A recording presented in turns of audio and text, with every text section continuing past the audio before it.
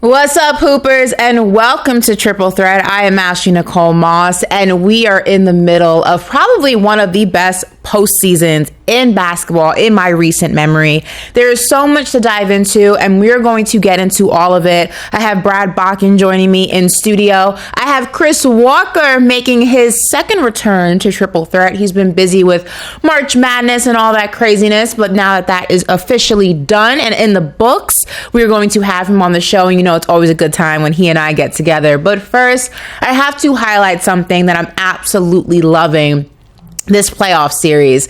And outside of the just incredible basketball that's being played, the buzzer beaters, the revival of Air Gordon, Tyrese Halliburton, getting his revenge on being named the overrated or most overrated player in the NBA. And of course, my New York Knicks getting through things.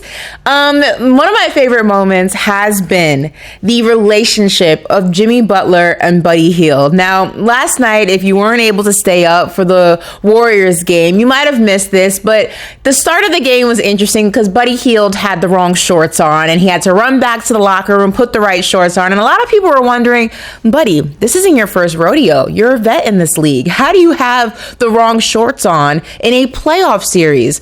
Well, Buddy explained exactly what happened. Listen to this. No. I'll start out. No. I'm Batman today. I saved the day. He's still Robin. All right. Well, I'm still Robin, yes. And Steph's still Batman. And Buttered is still who he is. I mean, Buttered. But you had another good game, man. Except for that stupid thing you did at the beginning of the game when you didn't have on the right shorts. It's not real Robin and or Batman like. Buddy, what happened with the wardrobe malfunction? Jimmy stretched it out. That was Jimmy's fault. Okay. Jimmy Butler up to his old tricks. He switched out the man's shorts. First of all, calling Buddy Hield Buttered is probably one of the most insane nicknames I've ever heard. But this is what I love about Jimmy Butler. And this is the Jimmy Butler you get when he has found his joy again. And later on in that same press conference, Buddy Hield was actually mocking Jimmy Butler finding his joy. He kept using air quotes. And Jimmy Butler says, "Do you even know what that means?" And he goes, "Yeah, finger waves," or whatever he said. I just love seeing this version of Jimmy Butler. And it seems like we haven't seen this version. Obviously, we all know the story and the saga of what happened when he was in Miami and just the turmoil and just the unhappiness that kind of was surrounding him. So seeing him in an environment where not only is he winning basketball games, but he can be the Jimmy Butler that we love to see just from a fan standpoint has been absolutely so much fun to watch. And he's going to have to be Batman in the next game because if you missed it, the breaking news just came down that Steph Curry will miss game 2 of this series against the Timberwolves with a hamstring strain. So it's going to be interesting what Steph Curry's injury progression looks like if he's able to play in this series at all, but that's okay. Maybe, hopefully, because the legend of playoff Jimmy is very real and we are all waiting to see it. And speaking of what we're waiting to see, I know you guys are waiting to see what we have in store for this show. So after this break, we're going to get it started. Don't move.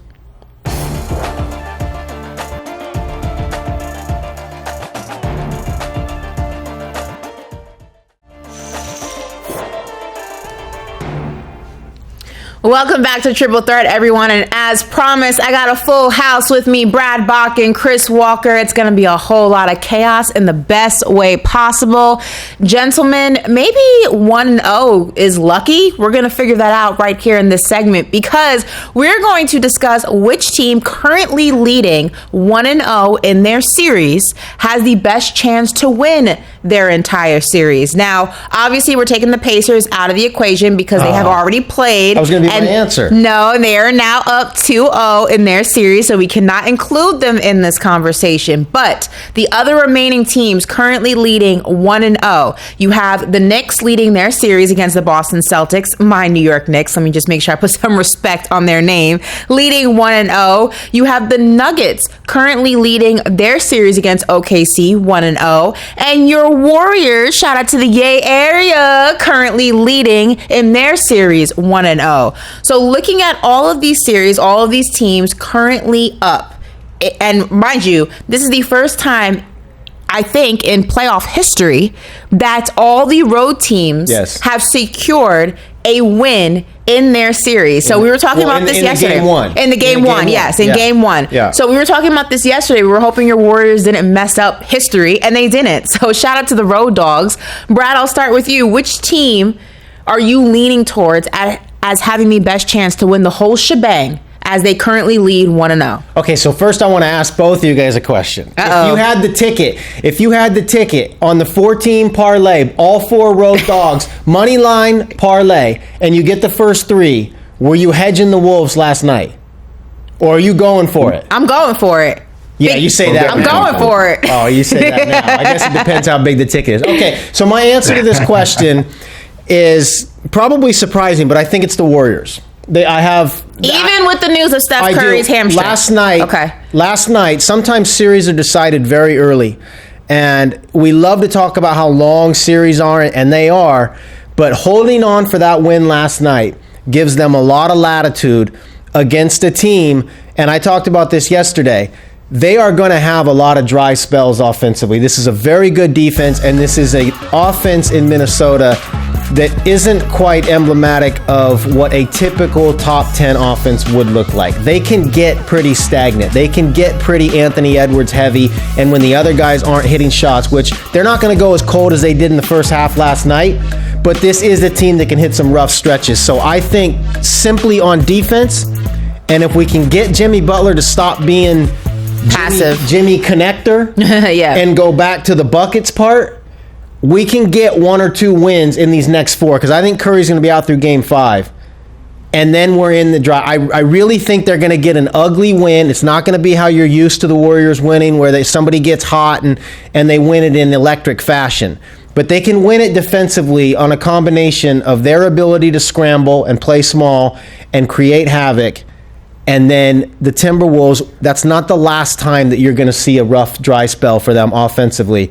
I think the Warriors are actually in a pretty good position, even with the Curry news. Chris, I got to tell you, I'm really upset hearing this, because yesterday Brad convinced me in real time to go against my Warriors pick and pick the Timberwolves to win the series. I walked in there. First game changed it. I walked in there saying it was going to be the Warriors. I allowed him to get in my head and then change my answer in real time. And now I'm mad at myself for allowing him to do that to me, because I knew in my gut it was going to be Golden State. But give me your answer while I just stew in my upsetness. I'll let you go back on that, because I know you wanted the Warriors. I did. I wanted the Warriors. Brad is falling victim to picking with his heart and not his head right now. So think about it. You're talking about the Bay Area and the Warriors and, his love for them. And here's what I'll tell you. There's no way that Minnesota will shoot like that again. I mean, that happened last night because they were just ridiculously shooting terrible. Anthony Edwards, no points for the lion's share of the first. Like, it was just, they played the worst possible game they can play. People say rest versus rust. They had 5 games off. And I think that they believed that Golden State would limp into that game. And I'll say this. Draymond Green made 4 threes. Think about the worst case scenario. You don't Draymond Green makes 4 threes, and Buddy Hield has another unbelievable game, and Steph Curry gets hurt. So everything had to go wrong for Minnesota to lose that game. I don't think that will happen again. And now if you're telling me that Steph Curry's not going to play the game 5, Brad, I can't believe you're sitting there and that's actually really saying that you think Golden State could be in the driver's seat with Anthony Edwards and that squad that they have. It's tough. Call you out, Bradley. Part of it, no, it's very difficult. It's very difficult to argue with Chris's logic. I totally understand. This is sort of a bet also against the other series. I don't think the Knicks and I don't think the Nuggets have a chance. Whoa. So you asked me who I think. Chill on us, first of all. That's my opinion. So if you're asking me who I think has the best chance, who's up, everything Chris said is true. I just think the Warriors can win one ugly game. I don't know the Timberwolves are not going to shoot like they did again last night, but they are prone to offensive dry spells. And I think we can steal an ugly one. I don't think the Nuggets or the Knicks have a chance. That's okay. Well, Chris, in that, I mean, the Nuggets not having a chance is crazy. Chris, what would your answer? What would your answer be of all the teams currently leading 1-0 in their series? Who do you think has the best chance to win their series? I know you're not picking the Knicks, so we can get past that. Who's your answer?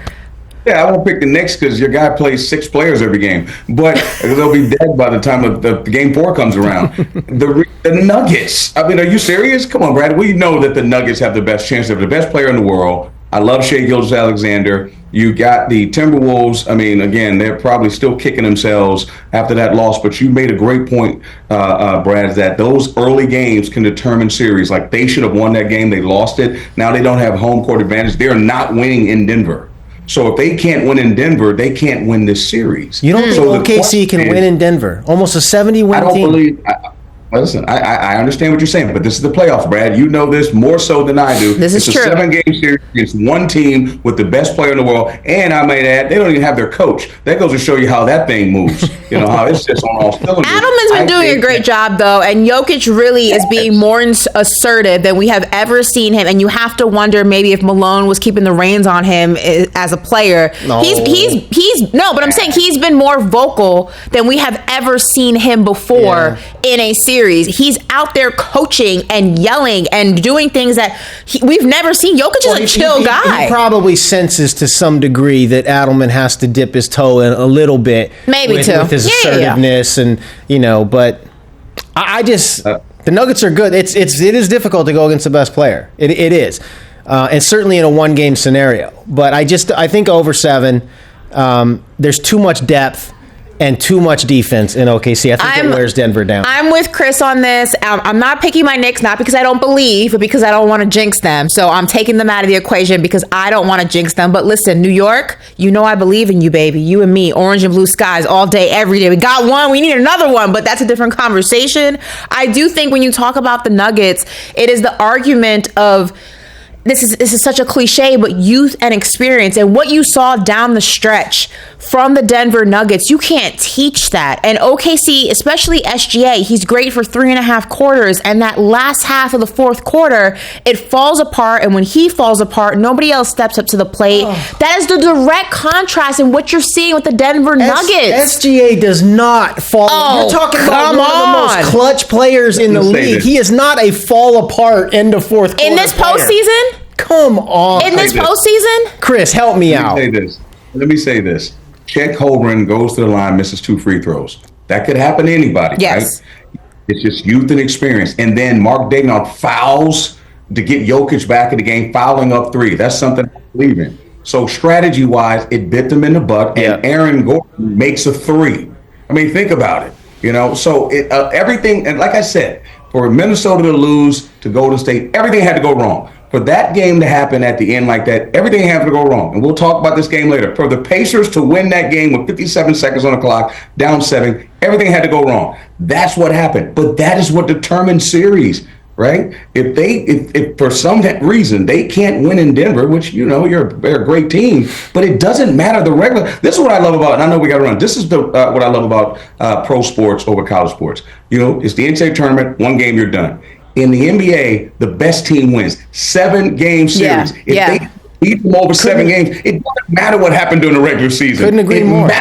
They don't have the home advantage anymore. Couldn't agree more. OKC is the better team. So here's. And I think Chris makes a very good point. Hold this thought, Brad. We'll revisit this after this break. We got to pay our bills, guys. We'll be right back after this.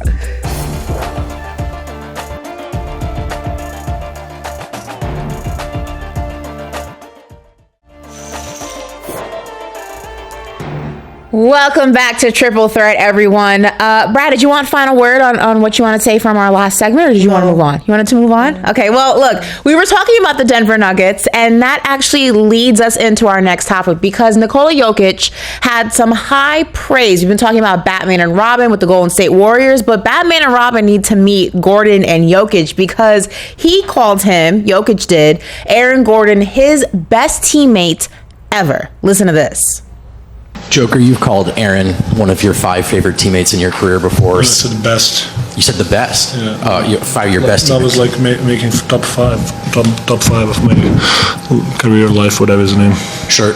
And now, since that comment, you've seen him hit 2 game winners in the playoffs. Is it awesome seeing that moment for what others have called the soul of the team?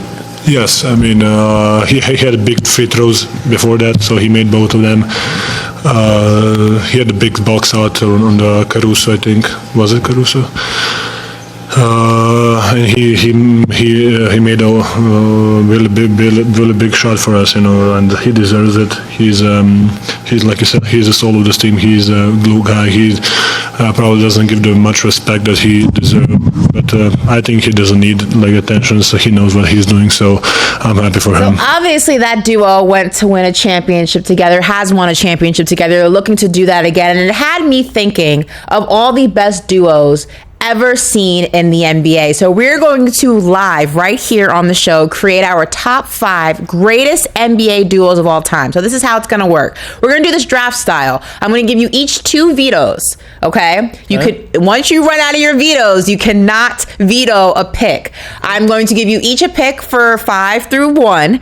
And if you want to veto, you have to state your reason as to why, and I will decide whether or not the veto is approved or denied. So you're moderating me and Chris. You guys are building this in real time. So if we can get the list on here of all the draft picks, if you will. These are all the duos. Now, this is not every duo in the history of the NBA for everybody watching. We only have so much space on the screen, but these are some of the top ones that we came up with. So we can throw that here on the screen. Here we go. All right, so Chris, I will start with you. We're going 5 to 1. Who are you nominating for number 5 of the best duos of all time? Man, this is so hard. Oh my goodness. Good luck. Number 5, I got to circle back to who's going to be 1 through 4.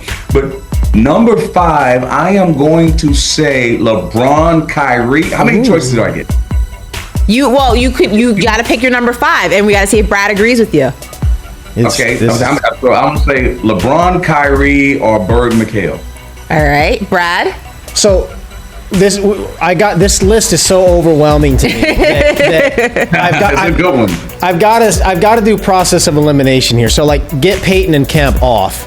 There's no way they belong in this list. Get Duncan and Robinson off. Get Kobe and Powell off. There's no way those probably even Dr. J and Moses, for even their names say a lot, but they don't belong on this list.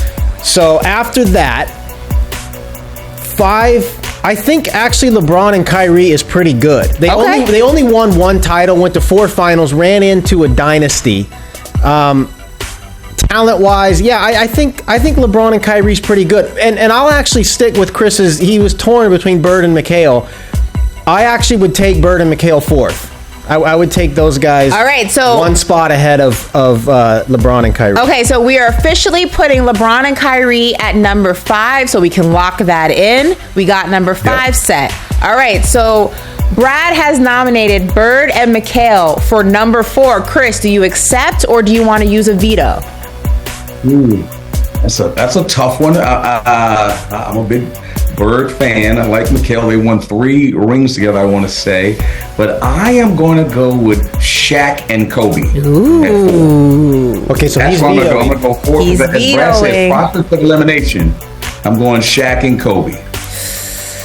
Okay. And I'm going to accept that veto. I'm going Shaq and Kobe. I think that's actually a good call. I'm going Shaq and Kobe. So we are putting Shaq and Kobe at number 4. All right, Chris, number 3. We're in the top 3 now. It's getting interesting. Brad, you still have 2 vetoes. Chris, you have 1 veto. Who are you nominating for number 3 best NBA duos of all time, Chris Walker? You're going to get mad at me because they know I'm a LeBron fan, but I'm going to go for number 3 because I already got 1 and 2 picked out. I'm going Wade and LeBron. Went to 4 finals, 2 rings. I'm going Wade and LeBron. Ooh, this is a blind ranking, so you don't know what's coming up 2 and 1, Brad. By the way, I'm gonna veto that. It's Steph and Brad. Come on, man. Yeah, it's Steph and Durant. They got the same number of titles in I believe fewer years together. They would have had 3 if Durant didn't blow his Achilles. Talent wise, and you can look at a list like this through different prisms. But talent-wise, Steph and Durant are actually number 1 on this list. You're talking about probably 2 of the 8 best players ever. I think the only other two you can say that about is Magic and Kareem. But talent-wise, I think Steph and Durant are number one, only because of the longevity. They didn't last very long, and they didn't get that third championship because of the Achilles. But still, Steph and Durant were better than Wade and LeBron. Because I think LeBron and Steph are very, very comparable, but Durant and Wade are not. Brad, you're killing me right now. No, Can we get a full screen of the guys real quick? We'll come back to this list. I'm going to say this. I was going to accept the veto. Because but I'm thinking Steph and Clay. How do you not have Steph and Clay over Steph and Durant? I still got them. I still got them. Okay. Let's see here. I mean, Chris Walker, he makes a good point. Don't try to put Wade and Durant in the same breath. Don't do it. Brad, you got to be kidding me. You said that those two guys are 1 and 8. So what is Dwayne Wade in the annals of history, and LeBron James, who I think is the best ever? So to say that Steph and Durant. Well, what do you think? Wade's probably like 20, maybe 25, top 25, probably. Maybe. Yeah, for sure. Durant's maybe top 10. Top 10? Yes, Durant, yeah. Two-time champion. No. You're talking about Durant, the guy that moves from team to team and never wins, that guy? Yeah, that's what you're talking about, right? But where did he win? And then we're talking about duos. That's where they were unstoppable. I have to say though, to Chris's point, I feel like D Wade's he taught LeBron how to be a winner. Essentially, I feel like those were such developmental years for LeBron James. Being around D Wade really just helped but helped develop the LeBron James that we have known to go on to win in Cleveland and then in LA. His years in Miami were so pivotal in the champion LeBron James. I tend to agree with Chris Walker on this. I gotta put Wade and Bron at number 3. All right, I got to. Brad, you gotta be killing me. Brad is too Bay Area for me right now. Come on, Brad. You gotta be kidding me, bro. You gotta leave some of that San Francisco rice and roll treat. Area. I'm a little bit north. I'm actually more Sonoma is in my area, so I'm claiming that. We are officially putting Wade and LeBron at number 3. You each have one veto remaining. I can't believe that got vetoed. We're going to number Steph and Durant. We are going to number 2. Brad Botkin, this is your pick. When we throw that list up here, just to remind everybody at home what the duos are. Who is your pick for number 2? All right, so this is where you guys can actually give me hell. I know that Steph and Clay do not belong on at the top of this list or near the top on talent. But I don't think, tell me if I'm wrong, but I don't think any other duo on this list has got a nickname as a duo. Splash Brothers. As a duo. Yeah. Iconic. And you're talking about 4 championships. You're talking about, in terms of changing the game, there's never, ever been a backcourt like this, ever. Even as the game has changed since they arrived, nobody's ever matched this. I don't think anybody ever will. The 2 greatest shooters in history in the same backcourt, and what they did in Golden State, the indelible mark that they left on sports culture, everything, from the nickname to the whole deal. I would be hard pressed to think, and I don't think this probably is a little bit of the California in me bleeding out, but I'm hard pressed to think that there are any modern duos. It probably feels like this for Boston people, for Bird and McHale, but modern duos, I can't think of any guys that are more closely connected than Steph and Clay, and you can't argue with the 4 championships. You won't get an argument from me. I think they are the best duo in the past 10, 12 years in the NBA. I'm not going to argue it. I know who I would put as number 1. Does Chris have veto left? Chris Walker has one veto left. Hey, how capital can I make this V? You got to be kidding me. Serious? With Magic Johnson. And again, I don't want to say I'm dating myself, but Magic Johnson and Caruso was the all-time leading scorer with 6 rings. Magic with 5 rings, and we're going to sit here and say Clay and Steph. What would that Warriors team do against Big Game James, Magic Johnson, the Lakers back then? Like, guys, we got to be honest here. They saved Magic and Bird saved the NBA. Magic Johnson, his rookie year, we already know about the 42 and 17, and now you team him up with Kareem, who's the all-time leading scorer, most All-Star. Like, I can go on and on and on about what these guys have done. Triple doubles, Magic Johnson, the way he put the NBA on his back before Jordan. Yeah. And we're going to say Steph and tough. Clay. No, it's before Magic and Kareem. Yeah, no, think about it. It's tough. No matter what era. I think what I should do is probably have Steph and Clay ahead of Durant and Steph. I just can't get over the 2 top 10 players. You can't have a list without the Splash Brothers on it. Yeah. What they have done you can. You can have a list if you have. Now, actually, what I do agree with Brad on, if you want to add the journeyman Durant, who chose to jump on the team, because that's the only way he could win something, because he can't do it by himself, which LeBron and which Wade have done. But what I'm saying is you could choose him if you want to match him with 2 great players, but to put aside Magic and Kareem for Clay, and I love Clay, don't get me wrong, I love Golden State and the way they've changed the game. But again, there is no way in the 80s, the way they dominated, that I can say that the Warriors. Yeah, he convinced me. Okay, so then I would have Steph. They got to be in the top 5. He convinced me. Do you then want to replace your Steph and Clay with Steph and Durant for number 2? I'll do that. Okay, Chris Walker, would you take that, or your veto? No, only because of the connection. Okay. No, not better than Magic and Kareem. We're saying I put Durant and Steph at 3. Would I replace Durant and are Steph and Clay a better duo than Steph and Durant? Let me say the caliber of guys we're talking about when we want to put aside Magic and Kareem. Let's say Magic and Shaq, Kobe and Shaq, and we're going to say, well, let's do Steph and Clay. No, but I'm saying number 2, Steph and KD. Would you be no? That's for you. Okay, KD, so we're gonna have to. Get out my DMs, man. We're gonna have to split this one. Absolutely not. We're gonna have to split this. Well, unexpected Durant. No, full chamber for Kevin Durant. He's saying Steph and Durant, like he's saying it with like just Steph and Durant for such distaste. But look at Durant's career, guys. Look at his career at the Golden State. He's still a Hall of Famer. Still a Hall of Famer, still a 2-time world champion. Shell of himself. Doesn't change his legacy. Doesn't change what we saw. Doesn't change what he's done.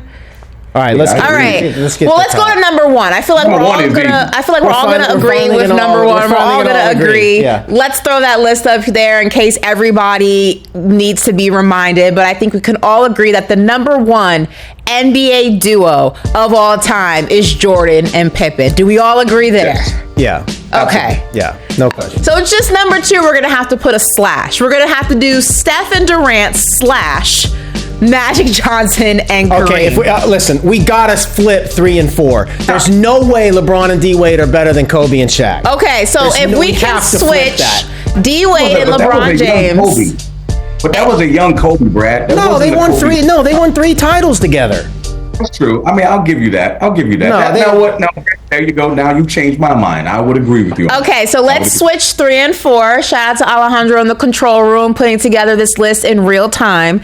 And I actually think if we switch 3 and 4, that's actually on the fly. That's a pretty good list. Okay. So once we get those flipped, we will take one last look at this list. We're going to put this out on social media and we're going to get opinions on it. Here is the finalized list. Well, it's double 4s, but yeah. All right. I might get rid of 5 and put a Stephen Clay or Stephen Durant in there. I may do that. Oh, okay. LeBron and Kyrie are just don't. I thank you. Okay, so we're gonna. So, but Brad, that's 8 straight finals in 4 and 5. Just so you know. Okay. 8 straight finals. Okay, so we're going to fix it in the break, and we will showcase the list when we come back. We're going to put Steph and Clay at 5, and we are going to reveal the finalized list right after this. Don't move.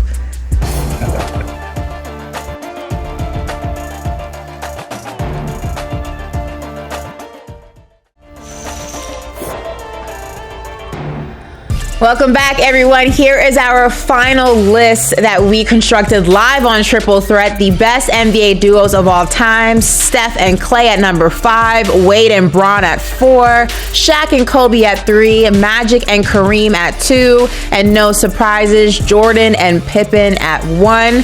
Gentlemen, do we feel good about this list to put this out into the basketball universe? I do. Okay. I do. Chris Walker. We'll get chopped up because we don't have a Bird on there. That's what I was going to say. The Boston people and the super old timers who think we didn't even give West. Yeah, we didn't even give a second of conversation to Wilton West. So you cut them out. We're gonna get killed. No, I didn't. Yes, you did. And if we really want to keep it 100, Cousy and Bill Russell, we didn't have that guy on there. So I mean, like, you're gonna have the old timers gonna kill us for this. Yeah, well, we can't win every demographic. That's all right. I think that's a good list. Speaking of demographic, whoever said basketball is dead was highly mistaken because the numbers say otherwise. NBA playoff viewership is drastically up this year. The opening weekend of the 2025 NBA playoffs was the most watched in 25 years, averaging 4.4 million viewers. The first round of the playoff is averaging 3.7 million viewers across multiple platforms, a 6% increase from last year. The Warriors and Rockets game averaged almost 6.7 million viewers on Sunday to rank as cable's most viewed round 1 game 7 since 2009. It's a plus 4% viewership over the first round of the NBA playoffs, averaging around 3.3 million viewers and ranking as a top cable net in prime, which is the time slot, over the first 2 weeks among people under the age of 35. So there's been a lot of conversation if basketball is dead and what the league can do to reignite interest in basketball. What do you guys think is the thing that is really driving the traffic and viewership this year? Some are saying, Chris, I'll start with you, it's the physicality. It's the refs allowing the guys to play. It's not relying so much on just a lot of scoring and no defense. People are liking that these games are physical and reminiscent of previous eras. What do you think? That's definitely not true. I don't think that's it. Because every time one of those guys get hit, we're over going to the monitor and seeing if it was a flagrant. So that can't be it. What about Pistons Knicks? That was extremely physical. It was physical. And I just think that sometimes in this country, with so many different media streams, so many different things that you can watch, kids, especially younger kids today, they watch things in snippets on YouTube and Gram and TikTok. You just need sometimes to lessen the volume of things happening. Football needed to end. That's one thing. And on top of that, the playoffs are similar to the NCAA tournament. A lot of people don't watch college basketball, but look at the betting when the NCAA tournament comes around. All of a sudden, every person who doesn't even care about basketball has a bracket to fill out. Sometimes it's just timing. And again, when you put Lakers and Luka, a lot of attention there. You got the Pistons playing better. I just think that at the end of the day, when New York and LA, when the really good teams are playing, and also you got the best stars, and I think the NBA does the best job of marketing. I remember earlier they were saying like the NBA is down, and then they had the Luka trade reinvigorated the NBA. No, the NBA is always going to be NBA. No one just watches the regular season, just like they don't watch the fourth quarter. And Brad, you may laugh. I used to believe this, and I got a lot of NBA friends, that those guys didn't play through the fourth quarter, and they are right. They don't play to the fourth quarter. And the last thing, they don't play to the playoffs. They don't play every play till the playoffs. And the playoffs is more intense. You get to watch Charles Barkley and those guys do all their things. It's just more of a better product. And I think that's why more people are watching now with the stars, timing, and it's just the product is just better at the end of the year. It's true. But these numbers are up from previous playoffs. Right. So the playoffs are always the playoffs. They're up from previous playoffs. I actually do think it's not directly the physicality.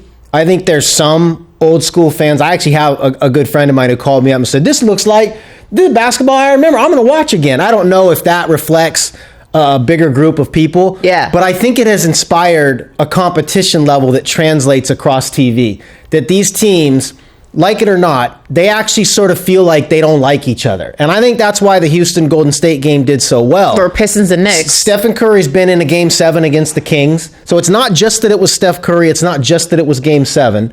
That was the most viewed game, I think, because people love competition and the physicality ratchets up, at least the way the competition translates across TV. And the second factor I would say is the second apron. The CBA has created so much parity that there's almost no separation between these teams.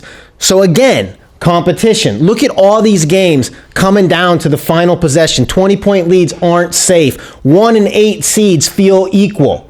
And so you have the argument sometimes that dynasties rule the day. I've been a big fan of parity over these last few years that the second apron has created. It makes it very difficult to keep a top-heavy team together or win with a top-heavy team. So I think all these teams are so closely matched and they're letting them play so physical that equation is equaling a brand of competition that is translating across TV. And I do think, I would even say I'm enjoying it more. No, I actually said this yesterday, I think, to my dad. We were having a conversation. I said, I don't remember a playoff this exciting as a fan. Not even, obviously in the media, you look at it through a different lens, a microscope lens, if you will, and you're looking at it for different things. But as a fan, I haven't enjoyed the playoffs this much in recent years. I remember the last playoffs, I was kind of bored with it. I mean, obviously there were a lot of injuries and things like that, but the level of just not only the intensity and the physicality, but the way that these games are coming down to the wire, the multiple Game 7s, the comebacks, all of it is just resulting in a really exciting product, in a really exciting discourse happening around basketball right now. And you wonder, how can you recreate some of this intensity and bring it to the regular season? Because that's essentially what the play-in tournament was supposed to do, was to shorten the season. Okay, so then here's the thing. Let's have that conversation then. I've always believed that the NBA season should start. Now, this is where it gets a little bit tricky, because if you run into an Olympic year, that's where it would go a little bit hard to figure out how to work around that. But I've always thought that the NBA season should start in December, and probably a week or two before Christmas Day. I feel like December is the sweet spot. Why are we starting the season in October in the middle of the NFL season? That makes no sense to me whatsoever. Money. They play more games. It's real simple, actually. Which is my point about people are inundated with the NFL. They're not even ready. It's like to watch basketball. It's like college basketball starting in November. People watching college football, they're not ready to go to a random home game. I don't care if it's North Carolina, whoever's playing on a Tuesday, or much less watch. Here's my other point. Think about this. We're saying the NBA viewership is up in the playoffs. Think about this. Who won the East and who won the West? Two of the smallest markets in the NBA, and we're saying viewership is up. Think about it. That is the players. That is, and that to me, that is timing. I don't believe it's physicality, because they don't let them play physical, because they call a foul on every time a guy gets hit on the face. We're going to the monitor. Oh, and I'm like, man, that's when I played in the Big East. That was like a regular foul. That was like a touch foul. But you don't think you've seen an increase in physicality in at least some of these series, though? I mean, the Houston overall, yeah, he's right about the ones that they check everything for a flagrant. But the general physicality's up. I mean, I think, for example, I think the Knicks-Boston series is being called a lot tighter than the Knicks-Pistons, but Knicks-Pistons was extremely physical to the point where you were begging for a whistle. Yeah, they all. The coaches are even talking about it. Yeah. And here's the other thing. It's the Knicks style. The Pistons and the Knicks, they actually play that way. So it's like putting the old Ravens versus the old Buccaneers, two defensive teams playing against each other. That's just the style, because the game is about matchups. But the Lakers don't play that way. They're not a physical team. You know what I mean? So again, it comes back to, the matchups. And it comes back to, again, I just think football is over and people are loving the stars, and we got the right teams in the playoffs. Golden State making it helps for everybody, right? Lakers make it helps for everybody. And I think once you condense the teams that are playing and you got the right stars like Anthony Edwards and all that kind of stuff, people are going to watch. All right, well, we're going to continue to watch the playoffs, and we're going to continue to talk about the playoffs right here on Triple Threat. And when we get back, we're going to dig into our bag. And I actually asked the question about the NBA duos on my social media, but I restricted it to the last decade. These answers may or may not surprise you. We'll talk about it when we come back.